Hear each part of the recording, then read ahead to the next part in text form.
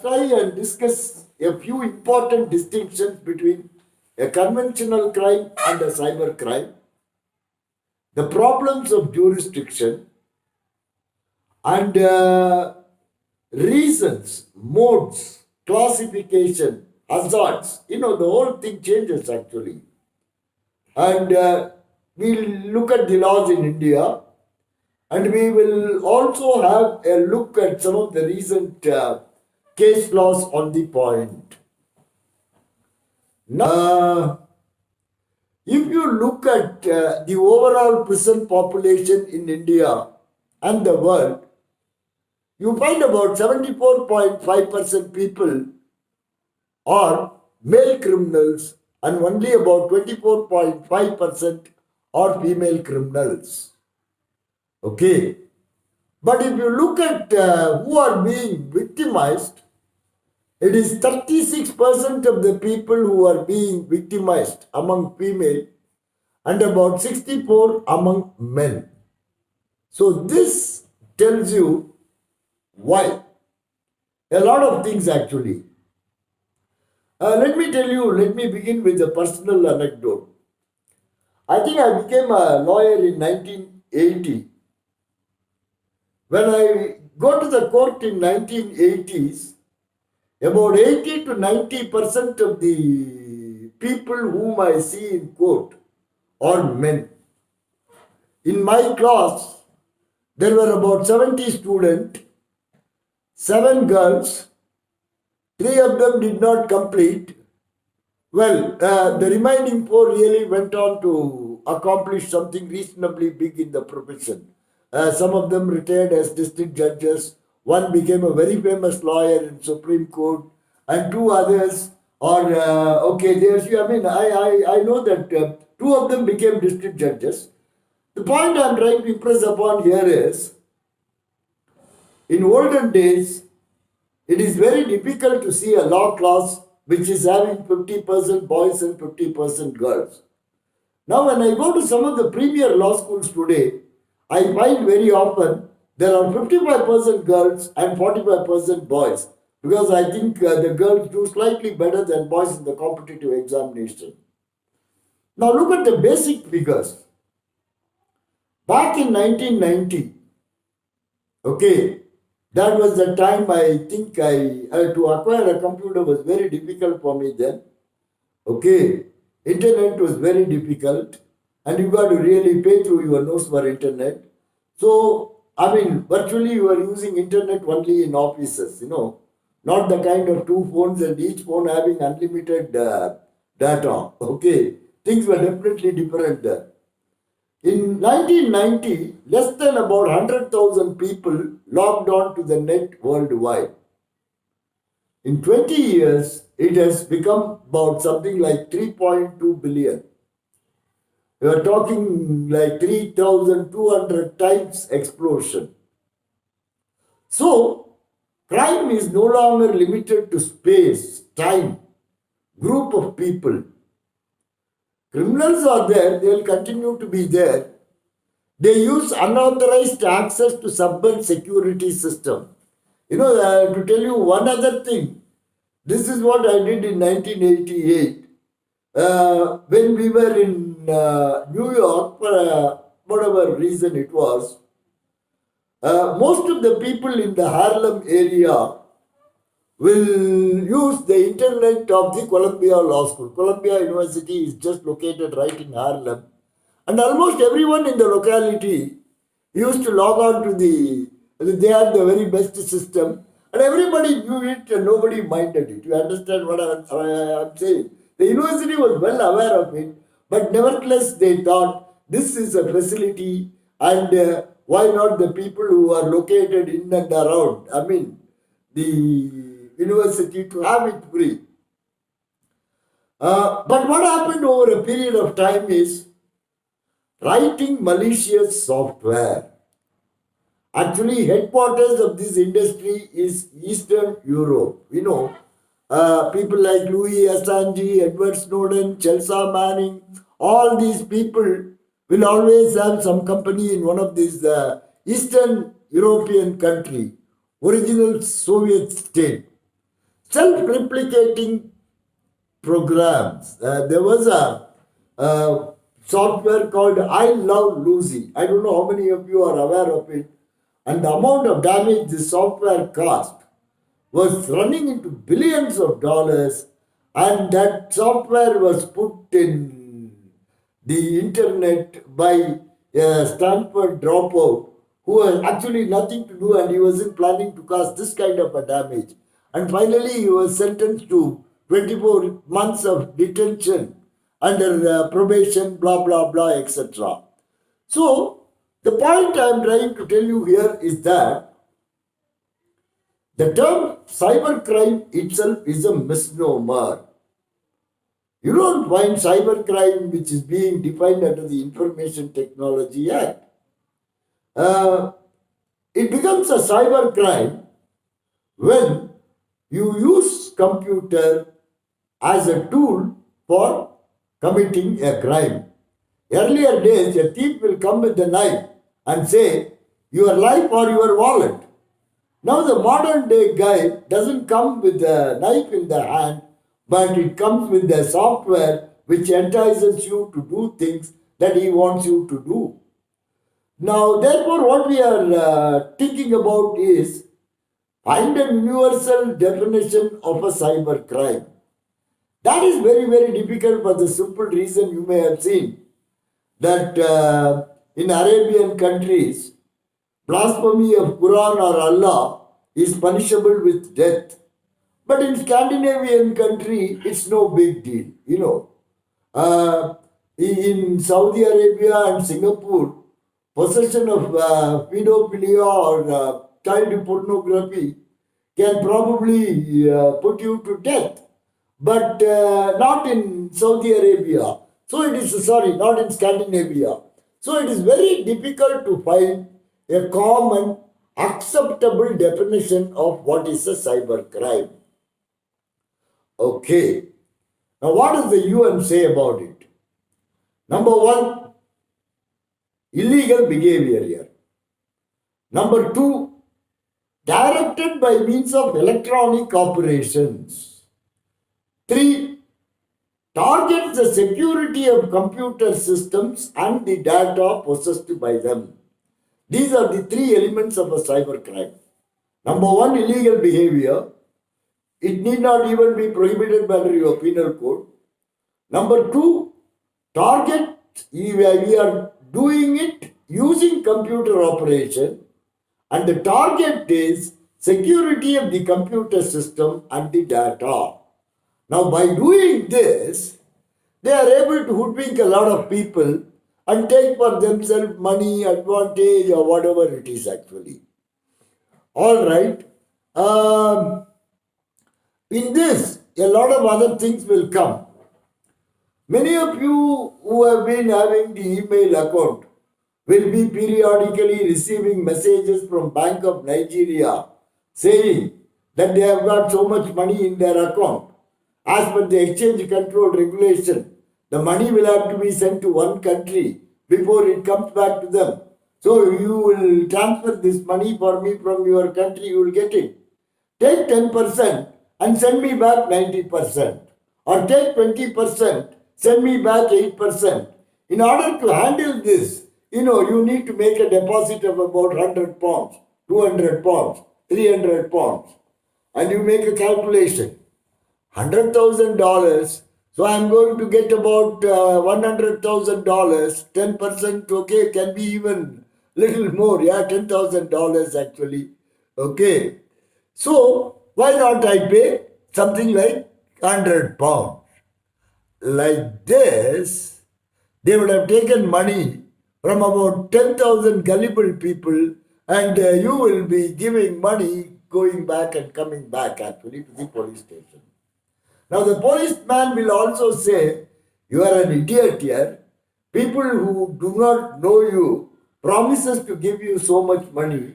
You are a stupid. You gave money. Now you are wasting my time.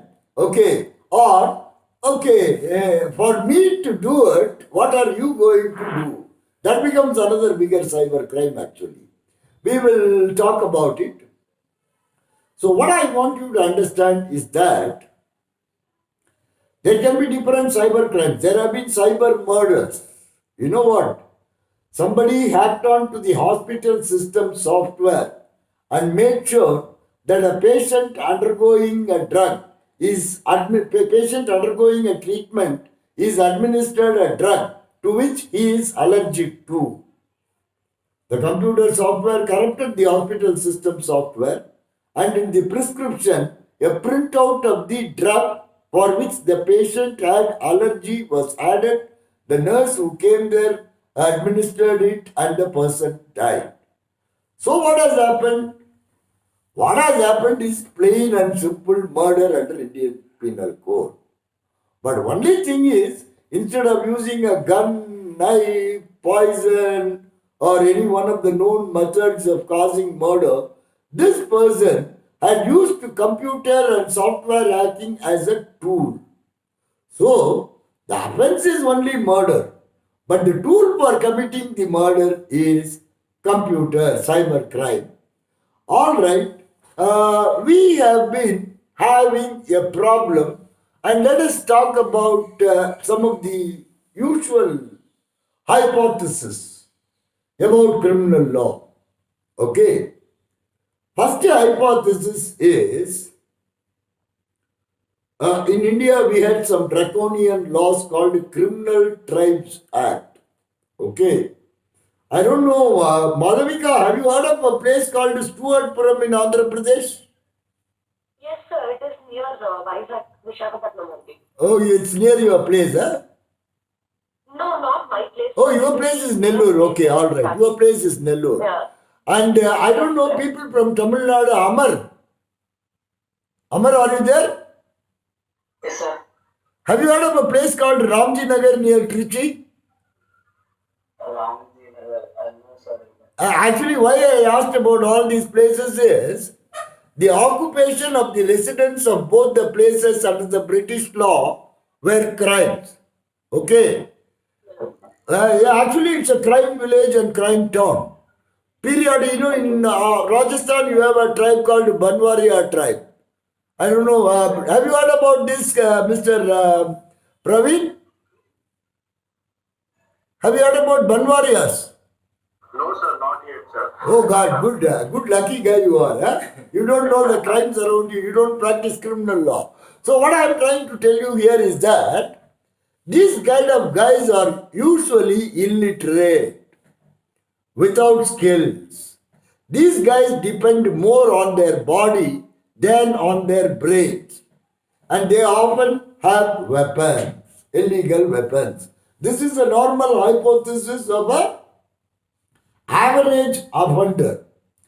Illiterate, without skills, muscular, burly, and willing to fight, blah blah blah, uses his body more than the brain, and normally will have concealed weapon. This is the usual hypothesis of a criminal, the kind of picture you may see in movies, right? Two, the criminal has a motive for the crime. Okay. Please, motive is different from intention. We are going to discuss that in criminal law. Motive is what prompts you to do a crime, and intention is what was in your mind at the time of committing the crime. This motive intention distinction you must know for the criminal law purpose also. Okay, I think we will do the criminal law lectures later. I'll come to that. But please remember today, you please remember this important distinction between motive and intention. Motive is what prompts you to do. Intention was what was in your mind at the time of doing it. Your motive may be good, your intention is bad. Then you commit a crime. Your motive is bad, your intention is good, you don't commit a crime. This is what you should understand while understanding crime. And the second is that, the principle of crime detection, what's on this most important principle, that an offender often unwittingly leaves a lot of evidence which would make crime detection possible for an investigator. It is impossible for anyone to do a perfect crime here. It's impossible. Cases have been pending for 30 years. On the 31st year, after the inspector who originally investigated the complaint retired, his successor will reopen the file, find some clue, and the whole offense comes to light. So, a trained investigator is able to pick up the lot of leads that the offender leaves and follow it up to result in some kind of a conviction. And this is very, very important. Victims, mostly men, Why men, not women? It's because traditionally, in most of the societies, men are the persons controlling property or power. So you see disproportionately more number of men as criminals and victims because these are the guys who have the property or the power. Victims of the offense are clearly identifiable. Theft, the person who lost the property. Rape, the woman who was assaulted. Murder, the victim's family or the victims. The victims are clearly identifiable. The terms of damage to the victim is localized, can easily be quantified, and they can be compensated. During 2001, I came across a case. I will ask you people, whenever an 1 rupee is deducted from your bank account, will any of you take the trouble of meeting the bank manager and telling him 1 rupee has been deducted from my account? You may think you should, but you will never do it. But he will do it with 1 million people. So he gets 1 million rupee. How can this 1 million accounts would have been drawn from all over India? It will begin from Jammu and Kashmir and end in Kanyakumari. And this side, Qatar to Surat, it's not localized at all. Every state police will claim that they have jurisdiction. You will have another difficulty in the Sushant Singh Rajput case, Which police should exercise jurisdiction? Whether it is the Bihar police or Bombay police. And this kind of battle will be there amongst all the police forces of the entire state when I talked about this crime.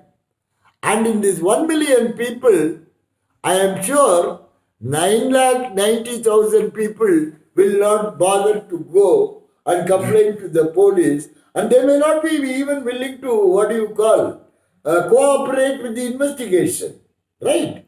So, it's very difficult to identify the victim. Number one, many people may not even know that they have become victims of this. You can't even know how much money he made.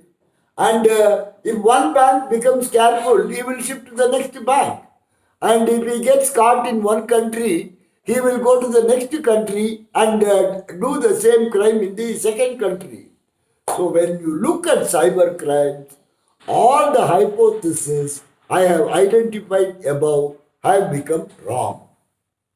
Okay. I think yesterday someone asked about it, and I did discuss about it when I was talking about public international law. Okay. Traditionally, 4 public international law principles are used for the purpose of a state exercising jurisdiction over crime. These are the 4 principles. I discussed it also. This is what it is. All right. Now, I discussed this Lotus case. Collision occurred in international water. France state could exercise jurisdiction and Turkey must hand them over. PCIJ rejected the French contention. We have discussed that case in our public international law court, and the court held that there cannot be an adverse presumption on the sovereignty and the state should protect the victims if they are its citizens, wherever the offense takes place actually. Yeah, one more. I'm just admitting somebody and we'll come back. Huh?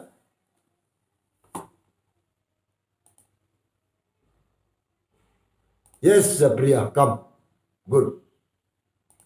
I know you have finished your classes. I understand that. Not a problem. Yeah. So I'm so sorry I got late at the No, interval not an because I issue. couldn't Don't join worry. a I little can earlier. understand that. Not an issue. All right. Yes. Now, I mean, we were discussing about the Lotus case. Can you put me the main hourglass? Yeah. We were discussing the Lotus case, and Lotus case we discussed it in public international law itself, and we have told you that this case is no longer the good law in view of the law of freedom of navigation convention and law of the treaty provisions relating to freedom of navigation. The second is the theory of minimum contact. And please remember, earlier also I discussed about when we are talking about this IPR infringement, I talked about a de minimis infringement. Section 94-95 Indian Penal Code. De minimis non curate lex. It means law doesn't take into consideration triviality.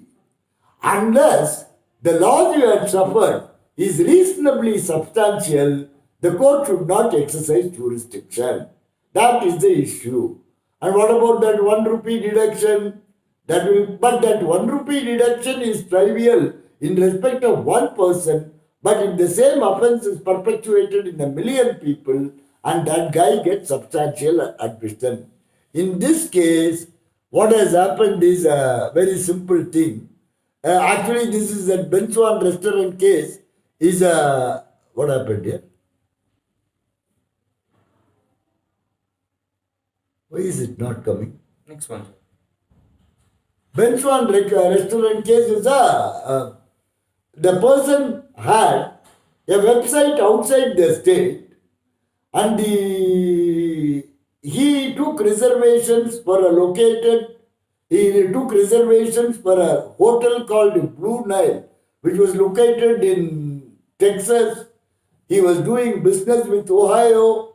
Ohio man lost money and he sued in Ohio. And the court came to a conclusion that there must be a nexus between the situs and the forum. You know, these are all important in jurisdiction. You should also know another important doctrine of private international law called forum non-convenience. The court may have jurisdiction, but there will be a lot of difficulties for the court to exercise jurisdiction. You remember the New Zealand illustration I gave you yesterday? Undoubtedly, the court has jurisdiction because the victim is Indian ISRO. But it will be impossible for India to exercise jurisdiction because the most basic act of securing the presence of the accused to face the trial will not be possible for us to achieve.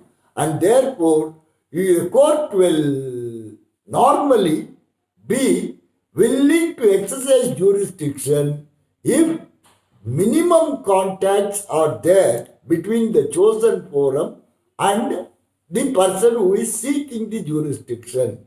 But this minimum contact cannot be of the de minimis non-curate lex type for the court to refuse jurisdiction on the ground of forum non-convenience.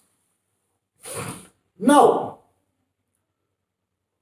why cyber crimes have become even more popular than the regular crimes? In fact, sometimes I think every time I open my YouTube, I see message of a palm-looking girl with a cute-looking child and saying, this child is dying of leukemia. Her living depends on your generosity. So give me 100 rupees. You know, you really don't know how to handle this. Now, please remember one more thing. Please read this slide very carefully. Capacity to store data in a comparatively small space. I think I went to the Smithsonian Institute Museum where I saw the first computer of the world that helped the Americans to develop the atom bomb. And that computer was about twice the size of this room. And it was just doing addition, multiplication, subtraction, division, nothing more. Whereas now your mobile phone is a computer, right? So the amount of data it stores today in this place is too much. Just I have been recording all my lectures with another phone. But if I try to send that data to any one of you, I find it very, very difficult. I'm able to store data easy to access, complex, negligence. People are not very careful when it comes to their mobile phones. So what happens the most is loss of evidence. Okay. In my previous slide, I mentioned that it is very, very difficult to commit a perfect crime. Unwittingly, the offender will leave a lot of evidence about the way he committed the crime. And so that enables even policemen after 30 years to crack a case. But that is not anymore so in the IT world, cyberspace. The evidence gets destroyed fairly quickly. And there is a lot of morphing software, lot of things have come, to change a lot of things. Okay. Now, let us look at the different type of cybercrime. Number one, hacking. I told you, hacking under Information Technology Act simply means making a computer to perform an unintended function. But you make the computer perform an unintended function and derive advantage for yourself, then it becomes illegal hacking. Ethical hacking is permitted, and there are ways and means a person may be able to prove that he is an ethical hacker. In fact, Microsoft, Google, and a lot of these companies tell the hackers around the world if there is a defect in our computer, expose it and get reward. All right. Theft of information contained in electronic form.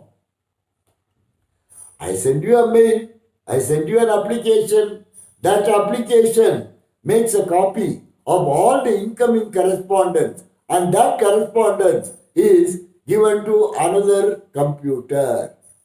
That's what exactly our Julian Assange did with Hillary Clinton's computer. He simply had a copy made for himself. Email bombing, data diddling, salami attack, denial of service.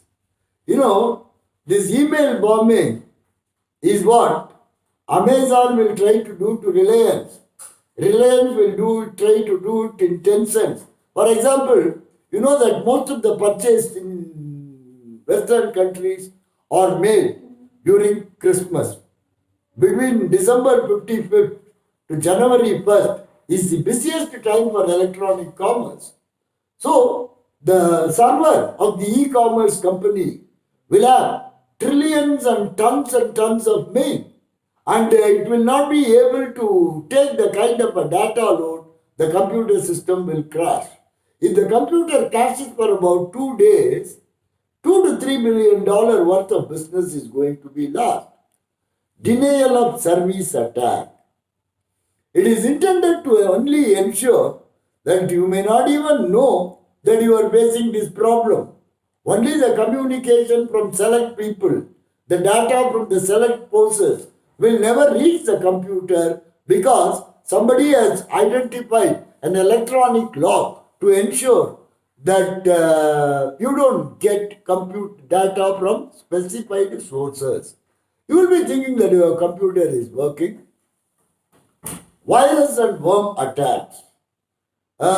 Actually, virus is something that is online. When you are online, it replicates. When you are not online and choosing to shut your computer from internet service, it doesn't bother you. Whereas the worm lodges yourself in the computer, replicates it, whether you use, for example, I don't know if I told you, yesterday's class, I don't know if I told you, but let me repeat it. You know how the Afghan terrorists around the world pass, what do you call, secret messages between themselves. Somebody opens an email account, writes something in the draft folder, keep it there, they don't use the net. If they use the net, the FBI and CIA will be able to get them. The other person who wants to see the message will know the password, and the message will be, what do you call, drafted in Afghanistan, and the message can be accessed anywhere in the world so long as you know the password for that email. Okay. Logic bombs.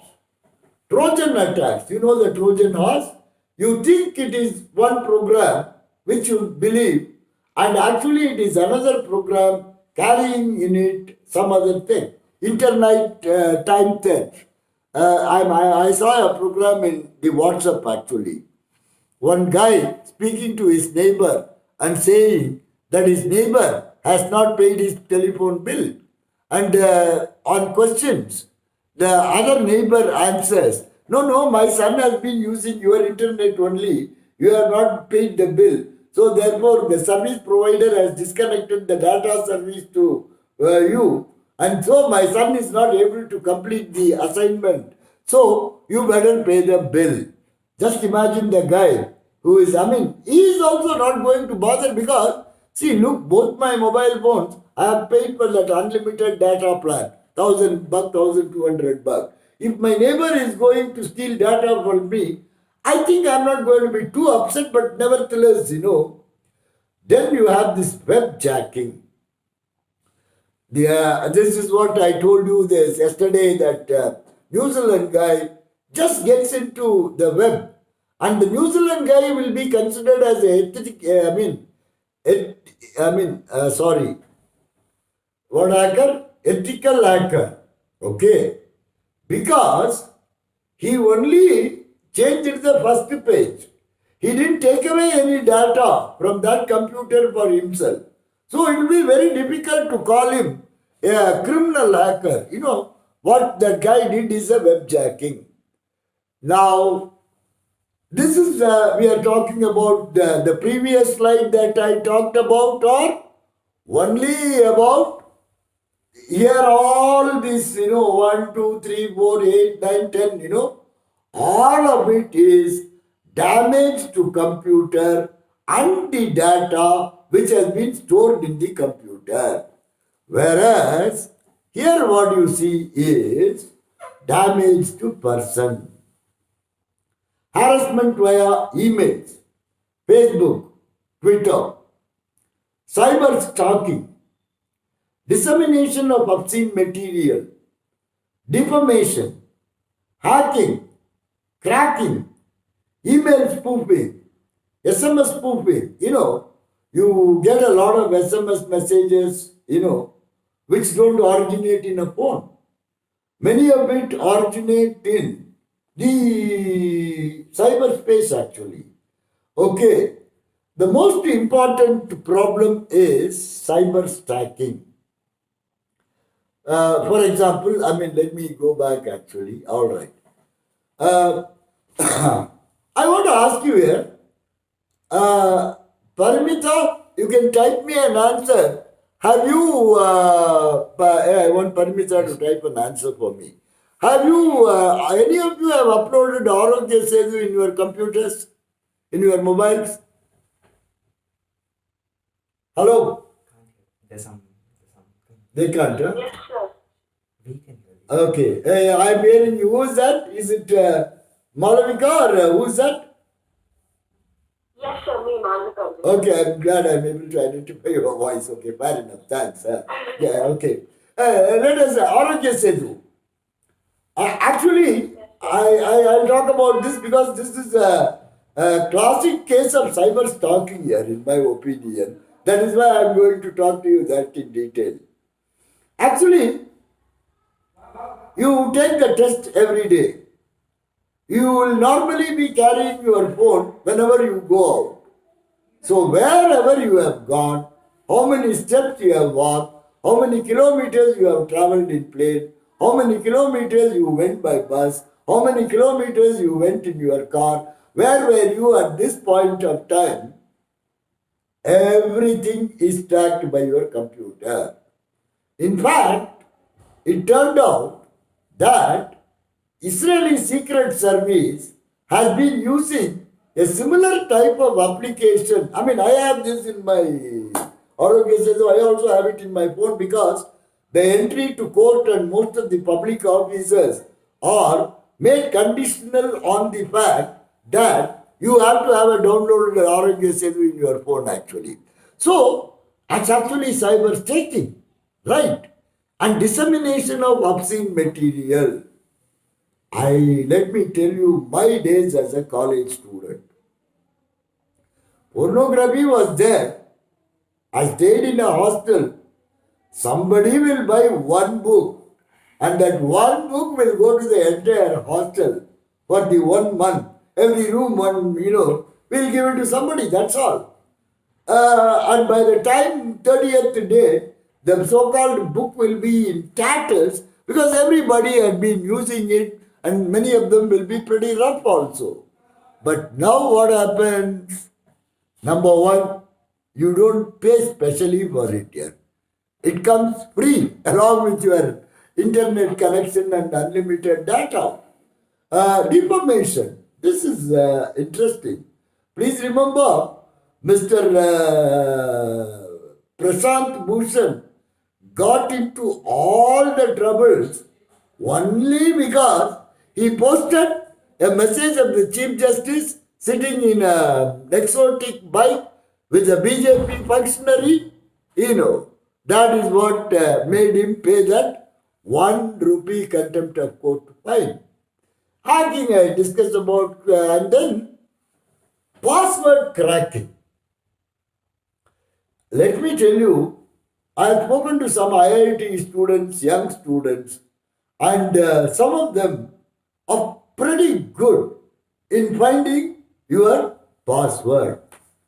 How? There are somebody you call artificial intelligence, everything is there. Usually, you will have your father's name, mother's name, wife's name, child's name, numbers, characters. That is why, they say a good password can be broken by 2 days, whatever password you have. And believe me, I am not doing much of this electronic banking because you have too many credit cards, you have 1 or 3 or 4 bank accounts, impossible to remember passwords for each one, and even your computer opening is password protected. And in fact, so much so, I had to write down all my accounts and passwords. And my son said the most stupid thing that one can do in earth actually. But you will end up with no other option. All right. If you think the person in center looks like Modi, don't blame me. Huh? Well, but that's what it is actually.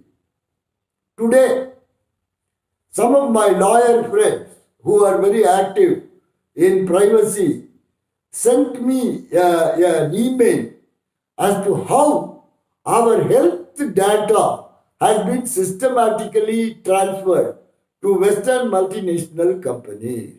Okay? According to them, it is a most serious invasion of our privacy. But from the point of view of a pharma company, unless they know, for example, plasma therapy for COVID works on a group of people. Cytokine therapy, cytokine blast therapy works on a few people. Antiretroviral work on a few people. So this data is essential for the companies to find out what will work on whom, and what value I have for my data. I don't know if you know of this case. I think Priya will know this. There was a guy here who was treated for cancer. People thought that he will not live. But he was given treatment and it turned out that he lived. And soon he went on to get rid of the cancer itself. The doctors doing the laboratory test found out that his body secured, generated a particular protein which had best effects to fight the kind of cancer he was facing. Unsurprisingly, the medical school took out a patent for it and it became a very big issue. Suppose I have a unique gene and the gene secretes a specific patent. I was not even aware that my body is generating that protein, but it is the hospital which does the experiments, identifies the protein, and then replicates it in the laboratory, makes it in a form which can be medically administered. They take a patent, and at that point of time, this man gives, my body, my blood is the first source of your genetic material, so I get a patent. All right. Now you have this carding, cheating, fraud, child pornography, assault by threat. Now people say that Dawood Ibrahim was able to control the Iqbal Mirchi, Dawood Ibrahim, all these people. They say even today they control the underworld. That is why you have all this investigation on the Sushant Singh Rajput case. Assault by threat. You are not physically in this jurisdiction, but you use different phones and tell them actually. All right. Intellectual property crime. So far we were talking about offenses against persons. Okay. Now we will talk about offenses against property. Cyber squatting.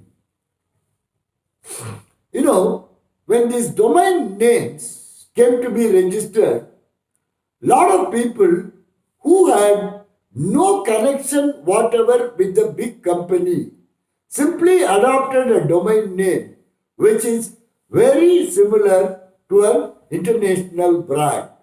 For example, if you put Maruti.com, right, you will find about 1,000 sites. And in 1,000 sites, about 500 people will have their name as Maruti. And he'll be able to produce you a lot of documentation to show that he is Maruti. But then he might be doing the second-hand car business. So when he is having a domain name which is Maruti, Suzuki will be finding it very difficult to tell that, come on man, you should not use it. And that guy will say, come on, Maruti is a traditional Indian name. These names have been given to me by parents. Cyber vandalism. This is what our great fellow, what is his name? Julian Assange did. Hacking computer system, transmitting virus, cyber trespass, internet time thefts. See the last offense, internet time theft. If you are going to believe Mr. Mukesh Ambani, I will believe him because there is no reason to disbelieve him. His estimate is if oil drove the world economy during 20th century, it will be data that will drive the economy of the 21st century. So, data theft is becoming internet time theft. Somebody pays for an internet, the person who doesn't pay, that is why many people are saying, you have an internet free. Many of the, like Vayu Vajra, metro, all these things, they give you free internet, not a problem, so long as you are there. And many of the Rajdanis now are going to provide you internet. One simple way of preventing internet time theft is make data free to everybody. In fact, Google came up with these experiments of having a hydrogen balloon and making them fly over areas which is very difficult to lay lines, cables, etc. The idea is, I told you in Finland, right to broadband is a fundamental right. 99% of the people just occupy 1% of the land mass. 99% of the country is forest. Anywhere in forest, you have to have internet means, Google came up with a wonderful or during the Sabarimala season, Pamba, okay, will have millions of people visiting. But the infrastructure network will not be able to support more than about 1 lakh connections. So in such situations, you have to have internet, and if the internet time, if the data is given free, internet time theft will, police need not have to bother about that actually. All right.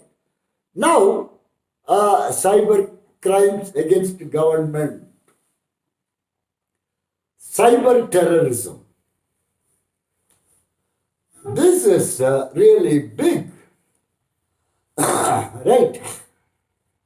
Cyber warfare, distribution of pirated software, possession of unauthorized information.